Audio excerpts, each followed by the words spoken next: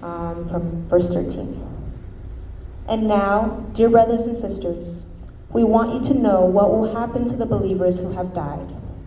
So you will not grieve like the people who have no hope. For since we believe that Jesus died and was raised to life again, we also believe that when Jesus returns, God will bring back with him the believers who have died. We tell you this directly from the Lord. We who are still living when the Lord returns will not meet him ahead of those who have died. For the Lord himself will come down from heaven with a commanding shout, with the voice of the archangel and with the trumpet call of God. First, the believers who have died will rise from their graves.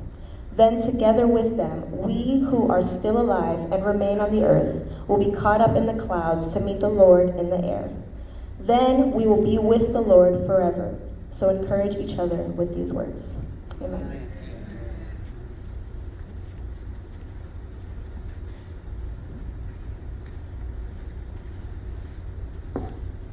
Que la paix de Dieu soit avec vous tous. Je ferai cette même lecture en français. C'est dans 1 Thessaloniciens, le chapitre 4, les versets 13 au verset 18.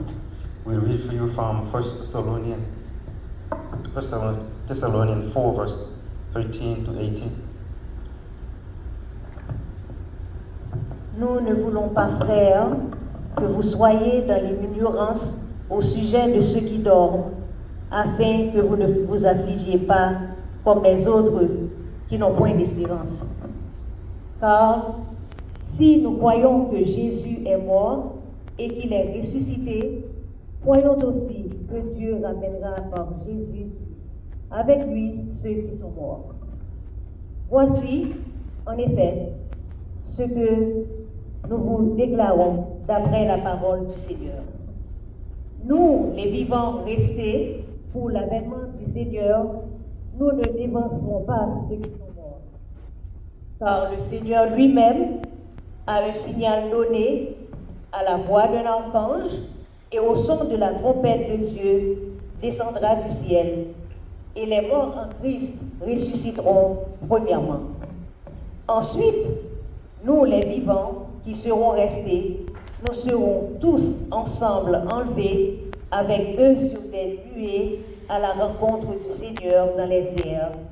Et ainsi, nous serons toujours avec le Seigneur. Consolez-vous donc les uns les autres par ces paroles. Amen.